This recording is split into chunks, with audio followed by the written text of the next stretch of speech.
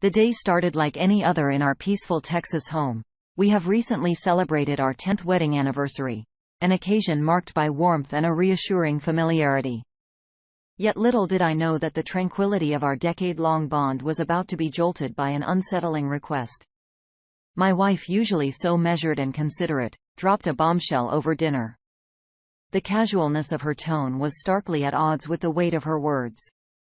"I've been thinking, how about we try an open relationship?" I almost choked on my pasta.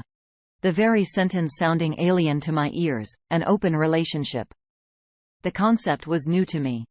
The threats of monogamy had always been woven deeply into the fabric of our relationship. How could she even suggest such a thing? She attempted to explain, describing it as a means to explore and add some spark to our love life. But all I could hear was an unsettling echo that I might not be enough. I was resolute in my refusal, making it abundantly clear that the concept of sharing her, the woman I've pledged my life to, was beyond my acceptance. She appeared surprised at my unwavering response. But the conversation ended there, leaving an uneasy silence hanging in the air. That night, I found myself staring at the ceiling, grappling with the whirlwind of emotions and thoughts sparked by her unexpected proposal. Sleet seemed like an elusive stranger as I ventured into a realm of uncertainty. Our once unshakable relationship now standing on the precipice of a dramatic change in the days following her shocking proposition. I had hoped things would return to our version of normal. But the comfortable familiarity that once characterized our relationship was replaced by some serious tension, like a heavy blanket that neither of us could shake off. Her proposition seemed to have opened Pandora's box, and disagreements became more frequent. I felt as if we were two politicians engaged in a diplomatic standoff, each side trying to negotiate a truce, yet neither willing to compromise their stance. She kept advocating for the open relationship, bringing up the topic at random each time, driving a wedge further into our relationship. My refusal had become a refrain, a familiar line in a recurring script. One that seemed to add a new layer of resentment each time our home, once a place of love and shared laughter, turned into a battleground, the walls echoing with heated exchanges and icy silences. Her once loving gaze was now filled with a cold determination, a hardness I'd never seen before. The playful banter that was once our ritual had been replaced with deliberate avoidance and communication. I missed the woman I married. The one who valued our bond and cherished our exclusivity. It was as if she had disappeared, replaced by this stranger with desires that threatened to upend our life together. Each night was a struggle. We drifted apart, not just emotionally but physically, as we began sleeping in separate rooms. It was an unspoken agreement. A clear symbol of the distance that had grown between us. The weight of our crumbling relationship became a constant companion. Shadowing my every waking moment, I missed the harmony we had, and each day I hoped we would find our way back. But as the days turned into weeks, the specter of an open relationship loomed over us, driving us further apart as the rift widened. I could not shake off this uneasy feeling that something wasn't quite right. My wife's behavior, once so open and predictable, had become secretive and elusive. There was a shift in our pattern, an alteration that seemed more sinister than her mere advocacy for an open relationship. The sound of her laughter filled the house, less often, replaced by a chilling silence that seemed to envelop our home. The affectionate texts, the loving phone calls, all had come to a halt, adding to my growing concerns. She was becoming a stranger in our own home, and metamorphosis that left me disoriented, faced with the harsh reality of our deteriorating relationship. I felt the need to safeguard my future. In response, I rearranged my whole financial structure. Whatever accounts we had together, I removed her from them. It felt like a betrayal, a harsh up against the woman I promised to share my life with. But my instincts told me it was necessary. Her late nights at the art studio grew more frequent, and her disregard for our shared rituals fueled my suspicions. The person I trusted blindly for a decade was now under my skeptical scrutiny. Her behavior no longer felt like a mere advocacy for an open relationship, but the harbinger of a much larger storm on the horizon. As weeks turned into a month, our house became a battlefield of icy stares and awkward silence. In the midst of this turmoil, My intuition kept nudging me, whispering that there was more to my wife's strange behavior than met the eye. I was faced with a harsh reality. I needed to get to the bottom of it. Her late-night visits to the art studio had become more frequent, and my gut kept signaling that things were awry. That's when I decided to do something. I never thought I'd resort to invade her privacy while she was away. On one of her art nights, I found her sketchbook left carelessly on the coffee table. It felt wrong, almost like betrayal. But my suspicion got the better of me as I flipped through the pages. I expected to see sketches, artwork, or even notes about her work. But instead I found nothing, no drawings, no notes, just blank pages. It struck me as on an artist without sketches was like a writer without draft, a clear indication that something about that was fishy. To me, this discovery, coupled with her sudden behavioral changes, confirmed my worst fears was the art studio just to cover. Had she been like to me all alone? My mind was racing with questions. My heart pounding with the fear of the unknown. As days turned into weeks, her absences became longer and her demeanor colder.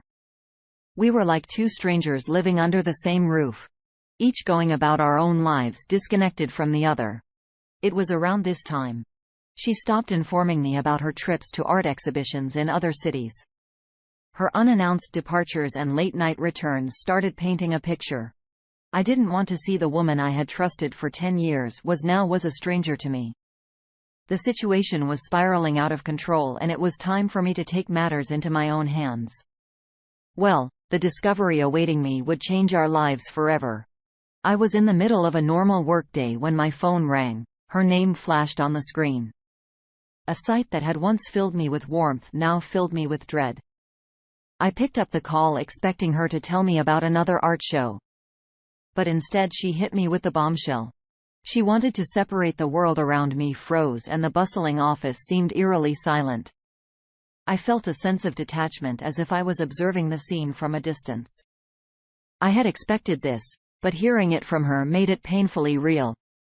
I responded with a hollow agreement, stating, "Fine, let's separate." But now, without clarifying, "I'm not leaving the house. If you want to separate, I would advise you get out." I was stunned when she readily agreed, indicating that she had already made arrangements. My mind was whirling. My emotions were a tornado shock. Anger, betrayal, all swept over me. Yet I managed to hold it together. Not giving her the satisfaction of seeing me break over the next few days, she started moving her things out. I watched as she packed her clothes, her art supplies, and her personal belongings. All the while wondering how we had reached this point. It felt surreal watching her leave our home, the place we had built together. Despite the turmoil, there was a sense of relief. This was the opportunity I needed to get to the bottom of her suspicious behavior. This was just the beginning of her revelation that would shock me to my core with her absence from the house. I had the space to think, to plan my next move. The first thing I decided was to seek legal advice. Despite living in Texas for a decade, I was ignorant of the divorce laws and needed someone to guide me through the process. Walking into the lawyer's office, I felt a sense of grim determination. I laid out my story from our initial blissful years to her sudden request for an open relationship, her frequent art nights, and finally the current separation. The lawyer listened, occasionally asking questions to gather more information. When I told him about my suspicions of infidelity, he asked if I had any proof. It dawned on me, then I needed more than mere suspicions. I needed hard evidence. If I were to hold her accountable in court, the suggestion from the lawyer put me on a new path. He seemed to think a private investigator would be an asset to my divorce case. It seemed drastic hiring a private investigator. But then so was the situation I found myself in as I walked out of the lawyer's office that day. I was determined to find the truth, to unveil whatever secret she had been hiding. What I was about to find out was more shocking than I could ever imagine. There was a certain surrealism to the act of hiring a private investigator, like I had stumbled into a movie, but reality was stranger than fiction. And here I was making that call. The investigator I found had once been the chief of police when he arrived at my house that afternoon. His seriousness was a stark contrast to the sunny Texan day. He listened to my story, took notes, and nodded in all the right places. We discussed his fees and I gave him all the information I had about my wife's regular haunts, her art night locations, her friends. He was methodical, asking for details about her habits, her routines, even her choice of attire. He was interested in the smallest details and assured me he maintained complete confidentiality. I signed the contract and he left over the next few days. I tried to focus on my work while the investigator was presumably tracking my wife's movements. It felt like a parallel universe where I was going through the motions of daily life. While in the shadows, the investigator was piecing together the fragments of my wife's secret life. The call from the investigator came in a few weeks later. His words, succinct and to the point, hit me like a ton of bricks. "There's evidence she's been unfaithful with multiple people." This was the moment my worst fears were confirmed. The investigator arrived at my house with the folder full of indiscreet evidence. The weight of the revelation was physical. My hand felt heavy as I opened the folder to reveal the photos. It was a shocking sight. My wife, the woman I've been married to for 10 years, caught in moments of intimacy with not just one but 8 different men. The investigator talked me through the evidence. He had followed her, monitored her activities, and even managed to identify the men she was seeing. It turned out one of them was an old coworker of hers. Someone she used to work with. The small world seemed to be mocking me. The most surprising revelation was her new address. She had moved in with this old coworker of hers. The investigator said he was part of this open relationship lifestyle that my wife had embraced. It felt like a slap in the face, a mockery of the sanctity of our marriage. I thanked the investigator for his work, his professionalism, and paid him his due as he left. He said something that stuck with me. "If I were you, I would get out as fast as I can with the evidence in my hands." I felt a mix of emotions: anger, betrayal, shock, and oddly relief. Relief that my suspicions were confirmed, that I wasn't crazy. It was a small solace in a sea of heartbreak. The truth was out. Now it was time for the final act, equipped with undeniable proof of her infidelity.